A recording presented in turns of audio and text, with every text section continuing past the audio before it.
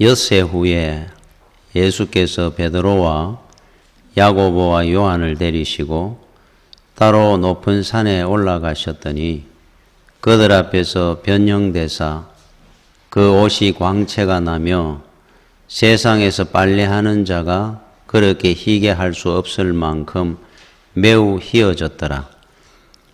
이에 엘리야가 모세와 함께 그들에게 나타나 예수와 더불어 말하거늘 베드로가 예수께 고하되 랍비여 우리가 여기 있는 것이 좋사오니 우리가 초막 셋을 짓되 하나는 주를 위하여 하나는 모세를 위하여 하나는 엘리야를 위하여 하사이다 하니 이는 그들이 몹시 무서워하므로 그가 무슨 말을 할지 알지 못함이더라.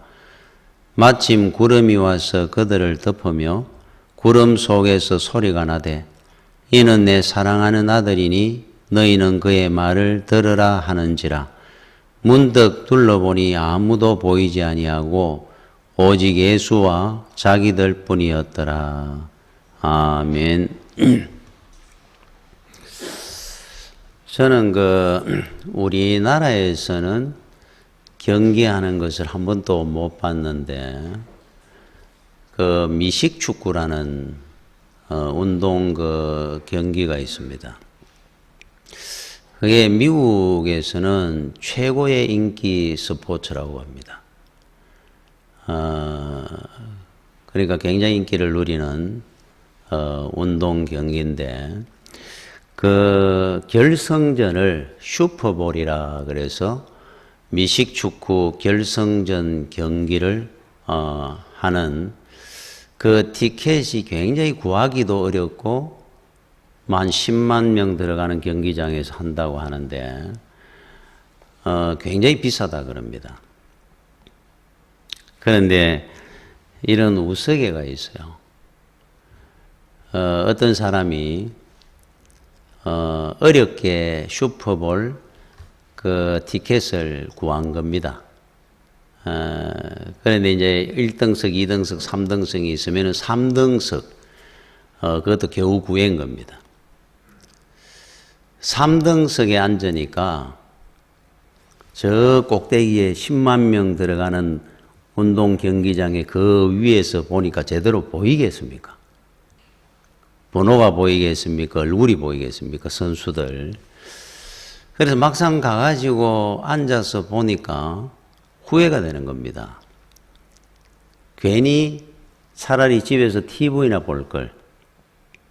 여기 와가지고 본다고 보니까 제대로 볼 수도 없는데. 그러던 중에 1등석 그 좌석이 있는 쪽으로 그 팍팍하게 한 석도 안 앉은 자리가 없는데 딱 한 석이 비어 있는 거예요. 그걸 이제 자꾸 보게 된 겁니다. 보려고 본 것이 아니고.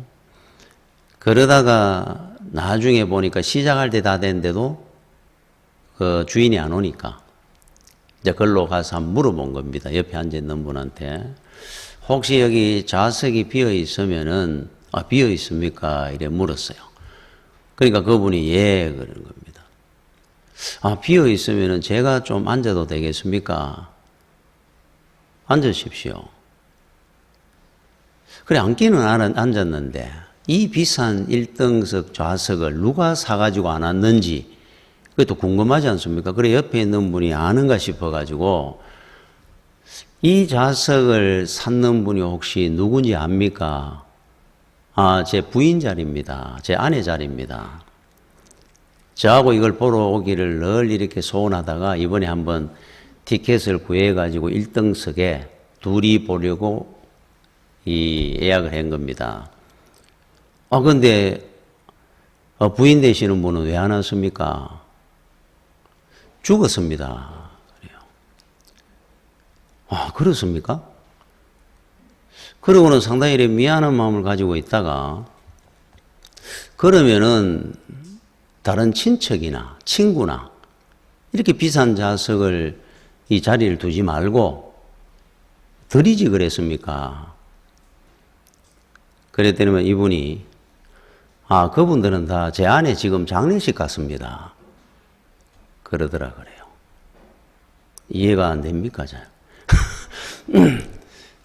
그래서 그 사람이 듣고 깜짝 놀랐다는 우스개가 있는데, 이 정도 되면은 거의 미식축구에 미친 정도 아닙니까? 아내 장례식도 안 갈 정도로.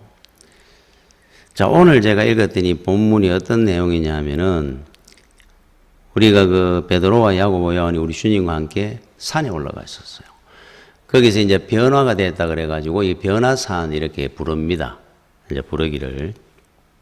그곳에 가가지고 이제 변화된 겁니다. 천국의 모습으로 보여진 거예요.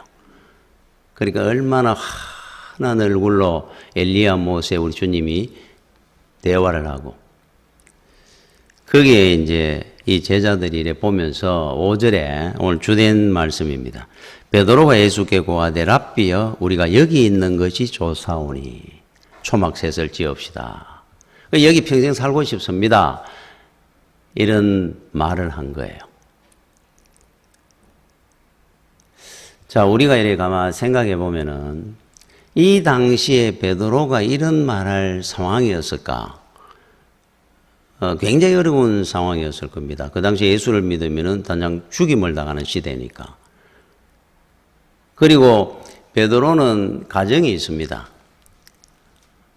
또 먹고 사는 문제도 굉장히 힘들게 살았던 분이고, 아마 이 근심거리라든지 이런 것도 상당히 어려운 상황에 있었던 사람인데, 어떻게 그가 여기 있는 것이 좋사오니 이대로 내가 죽어도 좋습니다 할 정도로 주님 앞에 지금 고백을 하는 겁니다.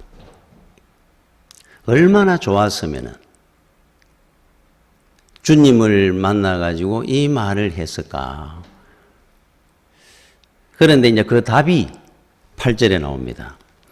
문득 둘러보니 아무도 보이지 아니하고 오직 예수와 자기들 뿐이었더라.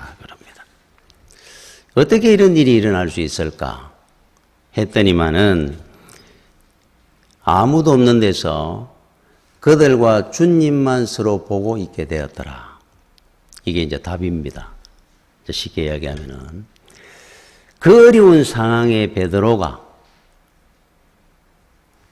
참 어려웠던 과거, 암담한 미래, 가정 문제, 사람들과의 관계 문제, 먹고 사는 문제, 지금 우리들보다 예수 믿는 문제 훨씬 더 어려웠을 건데 어떻게 이렇게 기뻐하고 만족하고 행복해하면서 지금 여기 있는 것이 좋고 이대로가 죽어도 좋습니다 할 정도의 만족과 기쁨을 누릴 수 있었을까?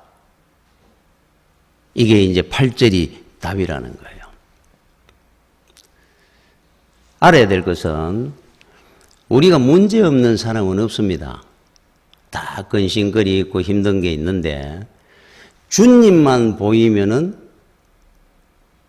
만족과 기쁨과 감사가 있게 된다는 거예요. 여기 있는 것이 좋습니다 하는 고백이 나올 정도로. 주님이 안 보이면은 세상이 보이고 먹고 사는 문제가 보이고 근심거리가 보이게 되고, 그래서 만족과 기쁨은 없어지는 겁니다. 그래서 이 8절이 답입니다. 여러분들이 진정 기쁨과 만족이 있다 없다, 왜 나는 예수를 믿는데 행복이 없고 감사가 없느냐? 주님이 안 보이면은 거기에는 행복도 기쁨도 만족도 감사가 없게 되어 있습니다. 그런데 주님이 보이면은 전부 다 누리는 거예요. 기쁨이 있고 감사가 있고 행복이 어떤 상황에도 주가 보이느냐 안 보이느냐 차이로 이 고백을 할 수 있느냐 없느냐 차이입니다. 예를 들어가 그 곽선희 목사님은 이북에서 피난을 오신 분인데 한 20살에 혼자 내려왔습니다. 그런데 이제 부모님 아버지는 실제로 내려오기 전에 총살당하는 것을 굉장히 부자였으니까 총살당하는 것을 본인이 직접 보았다 그러고, 이제 어머니는 살아계시는 겁니다. 나중에 이제 알아보기를 90이 넘어까지 사셨다 그러니까 아마 곽선희 목사님이 장남이라고 한다면은 한 60, 70 정도 되실 때까지 아마 살아계셨을 거예요. 그런데 이제 내려와가지고 어쨌든 큰 교회 목회자가 되고 사는데 마음 한구석에는 어머니에 대한 생각을 잠시도 잊어본 적이 없었다 그럽니다. 얼마나 고생하실까? 몸도 약하셨는데 식사나 제대로 하실까? 그러다 보니까 집에 어떤 뭐 자식들이나 손주들이나 이래가지고 잔치가 있다든지 할 때 아니면은 어떤 사람들과 식사를 하며 대접을 받는 자리에 있을 때도 그냥 이래 그 좋은 분위기에 맛있게 먹을 수 있고 그 좋은 분위기를 즐기고 하는 그 시간에 갑자기 어머니가 생각이 나는 순간에 다 깨진다 그래요. 입맛도 없어지고 그 분위기가 숙연해지도록 자기가 그만 만들게 되고 다 깨는 겁니다. 본인이. 눈물이 흐르고. 그래서 어떤 자리에 가면은 어머니 생각이 안 떠오르고 싶어 했다 그래요. 그러고 어머니 생각이 나면은 딴 이야기를 막 하기도 하고. 그런데 그걸 못 이기겠더라 그럽니다. 늘. 자기 때문에 분위기까지 다 버리게 만들고 입맛도 자기 다 떨어지고 어머니 생각이 나버리니까. 자기는 이렇게 맛있는 거 먹고 사는데 어머니는 지금 이북에 굶지나 않은지 병이나 안 들으셨는지 넘어가겠습니까? 세상 일도 우리가 여러 가지를 생각해 보면은 한 가지에 감사나 만족을 할 수가 없죠. 세상 일도. 감사한 것이 10가지, 100가지 있는데도 근심거리 한두 가지가 생각이 나면은 다 없어지는 겁니다. 그래서 우리가 왜 예수를 믿으면서도 감사가 없고 만족이 없느냐 하면은 너무 많은 것을 봅니다. 많은 걸 생각하고 삽니다. 예수를 믿는다고 하면서도 베드로처럼 여기가 좋사오니 지금이 너무너무 행복합니다. 이 고백이 안 나오는 이유가 그래서 그런 겁니다. 주님을 바라보면은 감사할 일과 은혜받은 일들이 얼마나 많은데 그게 안 보이고 세상의 근심거리만 더 보이니까. 여러분, 스데반이 사도 바울은 그 참수형을 당해서 순교를 했죠. 그런데 스데반은 그 돌에 맞아서 죽으면서 순교를 했으니까 굉장히 고통스럽게 순교한 분입니다. 여러분, 돌로 사람을 때려서 죽으니까 그 순간에 스데반도 우리하고 똑같은 사람이니까 그 고통이 얼마나 컸겠습니까? 그런데 얼굴을 들어 위를 바라보고 주님이 하나님 우편에 서 계신 걸 보았노라.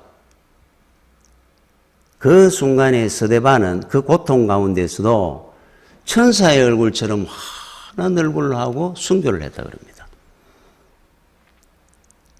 주님을 바라보는 순간에 지금 현실의 그 고통이나 아픔이나 죽음까지도 감사하고 행복한 겁니다. 주님이 눈에 보이는 순간에. 주를 보느냐 못 보느냐 차이입니다. 내가 감사하고 행복하냐, 기뻐하고 사느냐, 염려하고 근심하고 원망하고 사느냐는 내 눈에 주가 보이느냐 안 보이느냐 이 차이로 결정이 나는 거예요. 제가 한번 이야기했던 기억이 납니다.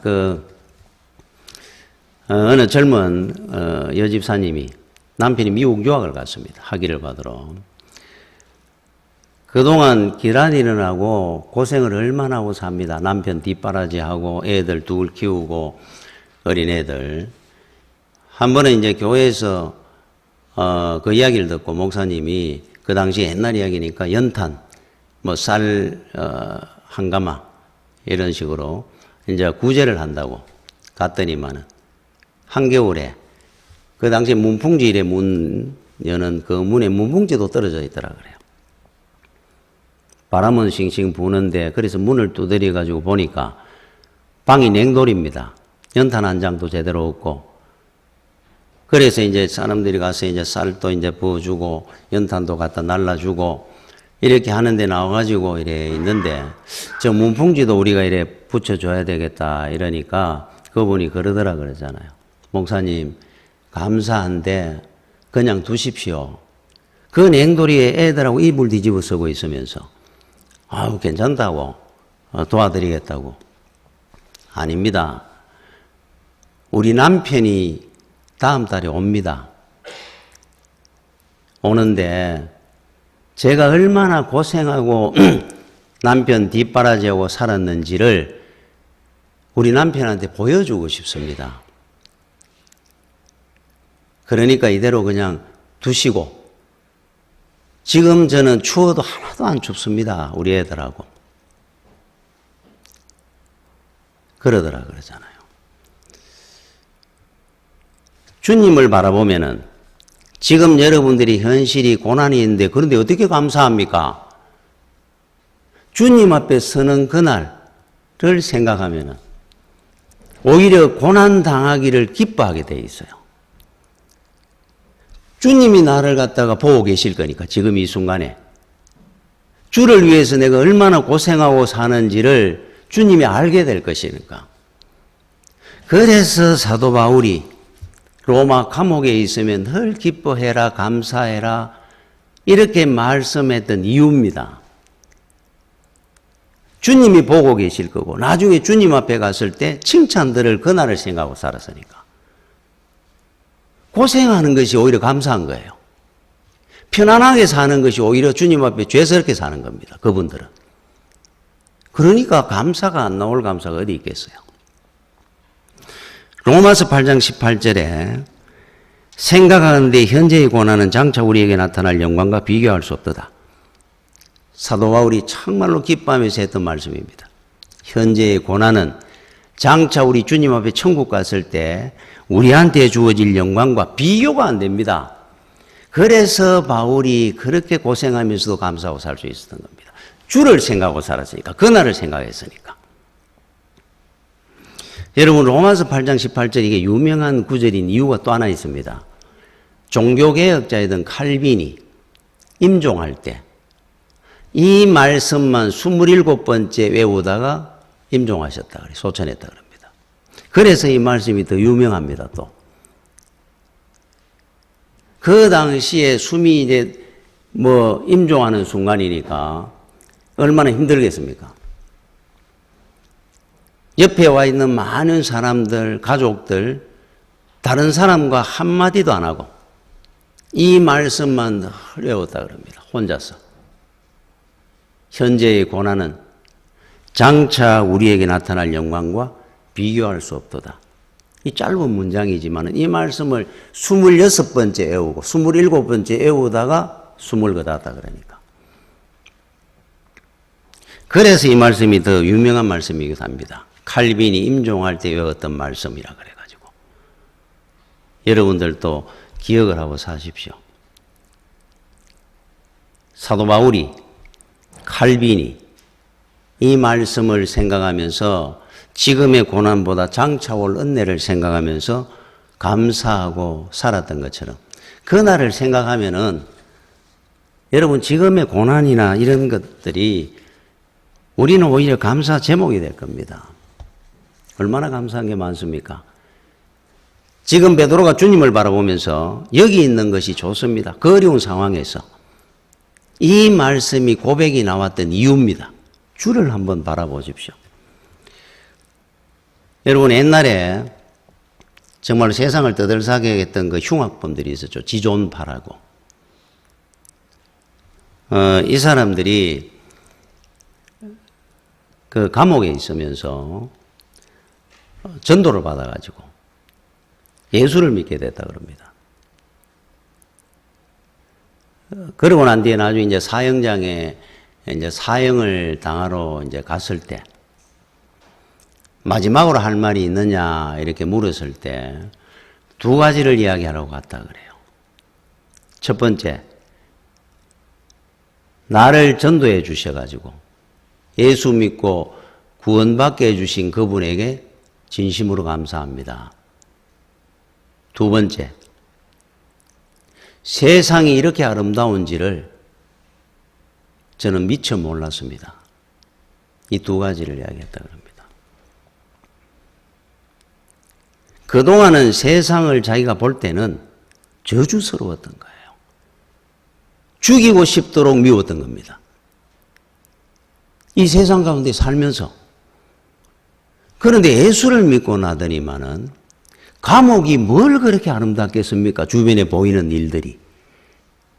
그런데 그 감옥에서 이분이 고백을 하는 겁니다. 세상이 이렇게 아름다운 줄을 나는 몰랐다는 거예요. 여러분, 천국이 어디에 있습니까? 여기 있다 저기 있다고 네 마음속에 임하는 것이니라 그랬어요. 천국은 이미 여러분 마음속에 있습니다. 천국을 갖고 사는 사람은 세상이 천국으로 보이게 돼 있어요. 아름답습니다. 그죠? 그러니까 행복과 감사와 은혜가 넘치게 돼 있겠죠. 다나카 요네코 여사 같은 사람은 자살하겠다고 어린 나이에 기차에 뛰다가 또 팔이 날려 다리가 없어지고 건강할 때도 자살하고 싶었던 사람인데 그 몸을 어떻게 살겠어요? 예수를 믿고 나더니만 사는 것이 황홀하다 그랬어요. 예수 믿는 사람의 증거 중에 하나입니다. 여러분, 이 땅에 진정한 복이 뭔 줄 압니까? 돈 많이 버는 겁니까? 출세하는 겁니까? 아닙니다. 행복한 겁니다. 행복한 거. 세상이 아름답게 보이는 겁니다. 그게 우리가 받은 최고의 복입니다. 예수 믿는 사람들이. 어떻게 세상이 아름답게 보인다는 겁니까? 우리는 주가 보이기 때문에 천국을 가슴에 안고 살기 때문에 그래요. 그러니까 그곳이 어느 곳이든 내 현실이 어떤든 여기 있는 것이 너무 좋은 겁니다. 오늘 이 삶이 이대로가 너무 좋은 겁니다. 그런데 우리가 평생을 예수를 믿는데 베드로처럼 이 고백을 한 번도 못하고 사는 이유는 세상을 바라보고 문제를 바라보고 근심거리만 보지 주를 못 보기 때문에 그런 거예요. 그게 답입니다. 여러분, 그 영화 타이타닉이라고 하는 영화가 있었죠. 11개 부분의 아카데미상을 받았고 최고의 흥행을 기록했던 영화. 이 그 타이타닉의 주제가를 불렀던 사람이 셀린 디옹이라는 여자라 그래요. 저는 잘 모릅니다. 셀린 디옹이라고 하는 이 여자분이 이 주제가를 불렀는데 그 당시에 평생에 자기가 누릴 수 있는 영광을 다 누릴 기회를 받은 겁니다. 이제는. 대단한 성공을 했으니까 그 영화가. 거기 자기가 주제가를 불렀으니까 엄청난 개런티를 받고 이제 출연도 하게 되고 어디에 이제 초청도 받게 되고 평생 돈을 이제 벌 수 있는 기회가 온 거예요. 그런데 그런 상을 받고 난 뒤에 이 사람이 없어진 겁니다. 전혀 출연도 안 하고 다 거절을 하고 잠적하는 겁니다. 그러니까 이분에 대해서 이제 취재를 하다가 이자가 물은 겁니다. 이렇게 대단한 성공을 거뒀는데 왜 출연도 안 하고 갑자기 그렇게 없어져 버렸느냐. 그때 이분이 아주 간단하게 이렇게 얘기를 했다 그래요. 저는 제가 사랑하는 남편이 있는 가정으로 들어왔습니다. 제 남편은 후두암으로 고생을 하고 있는데 지금 제가 해야 될 일은 내가 영광을 누리고 돈을 벌고 인기를 누리는 그 일이 아니라 사랑하는 내 남편과 함께하는 시간들입니다. 그것이 나에게 최고의 행복이기 때문에 그런 영광은 나한테 아무 상관이 없습니다. 그랬다 그래요.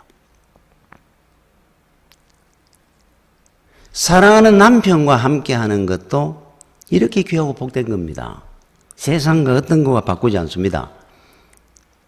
여러분이 주님을 바라보고 주와 함께한다는 그 행복과 기쁨은 얼마나 크겠습니까?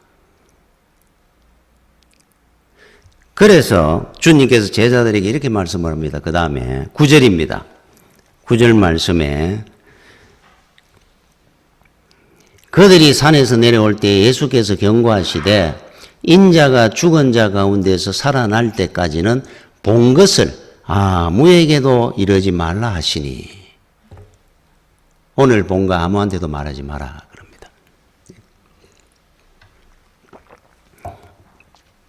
그 위에 보면 7절에 이런 내용이 나오죠. 구름이 와서 그들을 덮으며 구름 속에 소리가 나고 막 엄청난 걸 본 겁니다.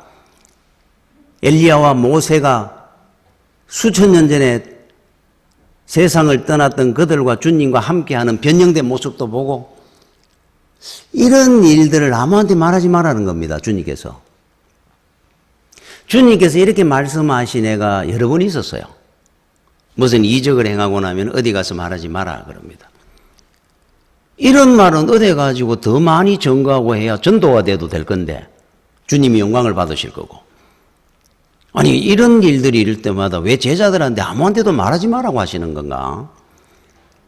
이유가 있습니다. 이런 신비로운 체험을, 주님과 나와만 가지고 있는 비밀을 네 속에 평생 간직하고 살아라는 뜻이에요. 주와 함께 했던 그 은혜로운 추억들을, 아름다운 추억들을 간직하고 너만 가지고 살아라는 뜻입니다. 그것이 주는 은혜와 능력이 얼마나 큰지를 앞으로 알고 살아라는 거예요. 그래서 그것이 있으면 너는 앞으로 어떤 어려움이나 고난이 있더라도 너는 반드시 승리하게 될 거라는 겁니다. 자, 여러분들은 주님과 여러분만이 갖고 있는 비밀한 어떤 체험, 비밀, 간정, 그런 게 있습니까? 그게 있으면은 어떤 어려움이라도 여러분이 이겨낼 겁니다. 그 아름다운 추억들을 생각하면서 주와 나와 가졌던 그 은혜로운 기억들, 그 비밀 한번 생각해 보십시오. 이겨내죠. 다른 사람은 모르지만 내만 알고 있는 주와의 그런 비밀스러운 추억들, 이만 갖고 살아라 하는 뜻입니다. 여러분, 그 영화 중에 시민 케인 하는 영화가 있었다고 그래요. 제가 평론집에 그 줄거리를 봤는데 이게 1941년 흑백 영화로 나왔던 영화라 그럽니다. 그런데 지금까지도 영화 평론가들이 최고의 걸작으로 뽑는 영화라 그래요. 그런데 그 내용이 어떤 거냐 하면은 좀 교훈적입니다. 이 케인이라는 사람은 굉장한 부자입니다. 신문사 37개 언론사, 방송국 갖고 있었던, 그리고 이 사람이 했던 일들이 건축업, 해양업, 뭐 광산업, 그 영화에 나오는 이제 그 내용입니다. 엄청난 부를 가지고 있는 이 찰스 포스터 케인이라는 언론 재벌이 있었다는 거죠. 그 당시 이 사람이. 근데 이제 영화가 시작하면 이렇게 시작을 합니다. 이 사람이 이제 70에 숨을 거뒀습니다. 죽으면서 단어를 하나 하고 죽어요. 로즈버드, 이 장미 꽃봉우리 언덕, 이런 뜻입니다. 로즈버드라는 말을 몇 번 하고 이래 숨을 거뒀습니다. 자, 이 사람이 어느 정도로 잘 샀나? 그 저택이 나무가 10만 그루 있었던, 대리석 20만 동 하는 그 크기를 저는 모르니까 엄청난 모양이에요. 그가 돈이 얼마나 많은지 수집했던 유명한 그 화가의 그림들, 조각가, 보석, 이게 이제 나중에 그 영화 중에는 이제 박물관 10개를 만들 정도의 양이었다 그러면서 나옵니다. 세계 최고의 부자 중에 한 사람이에요. 자, 이 사람이 죽고 난 뒤에 그 다음날 신문이고 뭐 방송이고 안에 이 사람에 대한 이야기로 확 도배를 합니다. 대단한 사람이었다고. 그런데 그 어느 잡지사 톰슨, 이제 주인공인데 이분이 톰슨이라는 기자가 이 사람이 죽으면서 남겼던 말을 이제 듣게 됩니다. 로즈버드라고 죽었다 그러니까. 로즈버드가 뭐냐? 그걸 이제 취재를 시작하게 됐어요. 그래서 현재 아내, 전 아내 다 찾아다니고 친구들, 집에 있는 관리인들, 뭐 주방에서 일하는 분들까지 다 취재를 했는데 아무도 모른다는 겁니다. 로즈버드가 뭔 말을 하는 건지. 찾고 다니다가 이 사람이 이제 포기를 합니다. 아무도 모르는 말을 이 사람이 남기고 죽어버린 거예요. 로즈버드가 뭔지를 모르고 이제 끝을 냅니다. 도저히 뭐 밝힐 수가 없으니까. 그리고는 이제 그 집을 대저택을 걸어 나옵니다. 이 톰슨이라는 기자가. 그런데 그 당시에 이제 집에 관리하던 인부들이 이 사람이 쓰던 것들 중에 뭐 대단한 거는 박물관에 보내고 뭐 집에 소장하고 폐품들을 정리해가지고 마당 한가운데 불을 붙여가 속아가고 있습니다. 지금 막 속아가고 있는데 이 사람은 그 옆을 지나 나옵니다. 이게 이제 마지막 장면입니다. 이래 걸어 나옵니다. 그때 인부 하나가 이 사람이 가지고 있던 창고 속에 있던 어릴 때 타는 눈썰매 하나를 속아간다고 그 불 속으로 던집니다. 눈썰매가 팍 불 속에 떨어졌는데 선명한 글자가 하나 나와요. 로즈버드라고 쓰여 있는. 눈썰매에 쓰여 있습니다. 로즈버드. 그리고는 그건 아무도 못 봅니다. 이 사람은 지나가고 인부들은 그냥 던지 넣고 이거는 타들어갑니다. 눈썰매는. 그러면 영화가 이제 끝이 났어요.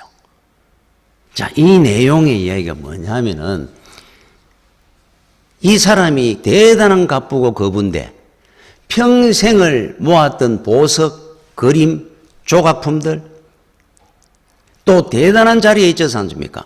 37개의 방송, 신문, 언론을 가지고 있었고 뭐 광산업, 토목업 다 회장 자리를 갖고 있었는데 죽으면서 했는 말은 그런 것들이 아무것도 이 사람 머리에는 없었던 겁니다. 어릴 때 부모님과 형제들과 집 뒷동산 로즈버드라고 하는 언덕 거기서 눈썰매 타던 추억을 하면서 죽은 거예요. 이 사람은. 그래서 마지막에 눈을 감으면 정신이 올라가라 할 때 로즈버드 하다가 죽은 겁니다. 그래서 그 영화 제목이 신문왕, 언론왕, 케인 이런 게 아니고 서민 케인입니다. 똑같단 말이에요. 인생은. 대단한 갑부든 누구든 떠날 때 그거를 뭐를 대단한 자랑거리라고 그거 기억하고 그걸 자랑하며 가는 사람 없는 겁니다. 다 아무 기억이 없습니다. 어릴 때 부모 형제와 놀던 그 아름다운 추억 그거를 기억하면서 가는 겁니다. 인생은. 끝날 때. 이 사람은 평생을 아마 그 생각 안 하고 살았을 거예요. 자기도. 열심히 경쟁하면서 돈을 벌고 성공하고 몸져 누워가지고 이래 생각을 하니까 저 떠나는데 그게 뭐가 소용이 있어요. 생각해 보니까 그때 형들하고 동생들하고 부모님과 눈썰매 타던 그 추억만이 남았는 겁니다. 진작에 그런 걸 알고 살았으면 얼마나 더 행복하게 살았을 사람이. 그 돈이 뭐 필요합니까? 자, 여러분들한테도 마찬가지입니다. 여러분 세상의 것 우리는 금방 지나갑니다. 살처럼 빠른 세월이라는데 지금 여러분들은 무엇을 남기고 싶어가 열심히 뛰다니고 뭐를 생각하고 뭐를 바라보고 뛰다니고 삽니까? 최고의 아름다운 추억을 우리는 기억하면서 갈 겁니다. 뭐라고 생각합니까? 예수 그리스도입니다. 주님께서 그 추억을 네 마음속에 남기고 살아라는 뜻입니다. 네만 알아라 하는 거는.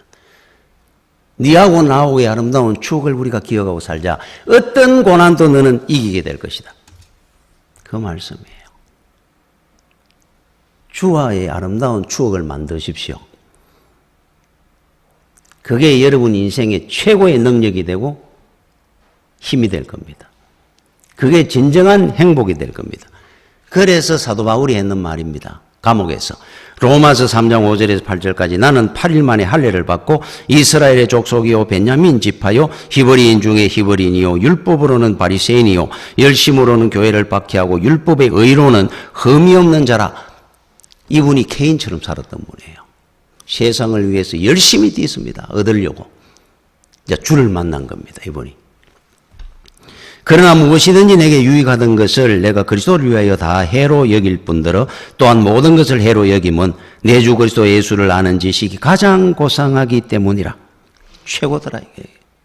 이 추억이, 이 은혜가. 내가 그를 위하여 모든 것을 잃어버리고 배설물로 여김은 그리스도를 얻고. 세상에 이런 거 다 놓고 가야 될 거고 아무것도 아니더라. 주와 함께 했던 그 내 인생의 추억들이 최고의 나한테는 복이었습니다. 그 말씀을 하는 겁니다. 아름다운 추억을 간직하십시오. 주와의 관계에서. 최고의 힘이고 능력이고 복입니다. 제가 그 명성교회 김사한 목사님 그 설교 중에 이런 이야기를 한번 들은 적이 있어요. 자기 교회 남자 집사님 한 분이 대단한 분이 있었다 그래요. 이분은 이제 늦게 아내 때문에 전도를 받고 교회를 다녔었는 분입니다.